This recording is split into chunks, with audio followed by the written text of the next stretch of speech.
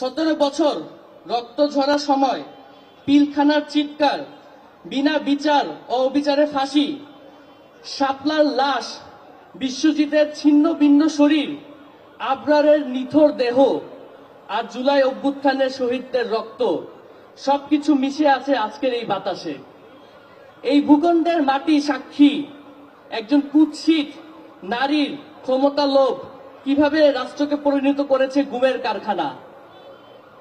খুনের গ্রাইন্ডার আর জনগণের উপর ঝুলিয়ে রেখেছিল মৃত্যুর আদেশপত্র। আজ সেই হাসিনা, গুম খুনের জননী, দিল্লি পলাতক স্বৈরাচারী হাসিনা, স্বৈরাচার শাসনের প্রতীক, তার হাতে 1.5 যুগ অত্যাচারের শিকার মানুষদের সামনে আদালতে দেওয়া যে রায়, এটি শুধু একটি রায় নয়, এটি দীর্ঘ অপেক্ষার পর নৈতিক জয়। এটি অন্যায়ের বিরুদ্ধে আমাদের দাঁড়ানোর শক্তি। যে শেখ হাসিনা নিজের লোক ছাড়া কাউকে সহ্য করতে পারত না, যার ভয়ে মানুষ তটস্থ হয়ে থাকত, আজ তাকে পালিয়ে যেতে হয়েছে সেই ভারতে। এই দিন নিজে নিজে আসেনি, এর জন্য কত মায়ের বুক খালি হয়েছে, স্বামী হারিয়েছে কত নারী, কত সন্তানরা হারিয়েছে তার বাবাকে। জুলাইতে আমরা দেখিয়ে দিয়েছি আমরা বুলেটকে ভয় পাই না। শহীদ আবু সাঈদের 2 হাত টেনে মৃত্যুকে আলিঙ্গন দেওয়ার যে দৃশ্যটি, সেটি প্রমাণ করে দেয় আমরা মৃত্যুকে ভয় না পাওয়ার প্রজন্ম। শহীদ তাহমিদের বুক ঝাঁঝরা করে দেওয়া গুলিও আমাদের ভয় দেখাতে পারেনি।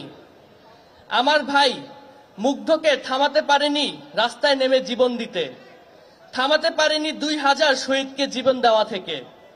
যে ওয়াসিম 16 শহর স্টেশনে বলেছিল চলে আসুন, নিজের প্রাণ বিসর্জন দিয়ে বুলেটের মুখের সামনে দাঁড়িয়েছিল। যে হাসিনা কাউকে পছন্দ না হলেই তুলে নিয়ে যেত, সে আমাদেরকে এত ভয় পেত যে তুলে নিয়ে গুম করে ফেলতো। এখানে তার জীবন প্রমাণ হিসেবে আছে গুমের শিকার হয়ে মৃত্যু থেকে ফিরে আসা আমাদের আজকের এই অনুষ্ঠানের সম্মানিত প্রধান অতিথি জনাব সালাউদ্দিন আহমেদ, যাকে রাতের অন্ধকারে দেশ থেকে তুলে নিয়ে গিয়ে বিদেশে ফেলে দেওয়া হয়েছিল। যে সালাউদ্দিন আহমেদ সে অপহরণ করে ভিন্ন দেশে ফেলে দিয়ে আসা হয়েছিল, আজ তিনি এখানে বসে আছে আমাদের সামনে, আমাদের সামনে নিজের মাতৃভূমিতে। অথচ খুনি হাসিনা দিন দুপুরে পালিয়ে দিল্লি চলে গেছে। তাকে কারো জোর করে নিয়ে যেতে হয়নি, তাকে এই দেশের জনগণ তাকে বাধ্য করেছে এই দেশ ছাড়ার জন্য। যে হাসিনা বেগম খালেদা জিয়াকে জোর করে ক্ষমতার অপব্যবহার করে বাড়ি থেকে উচ্ছেদ করেছিল, সেই হাসিনা আজ নিজেই ঘর ছাড়া, দেশ ছাড়া।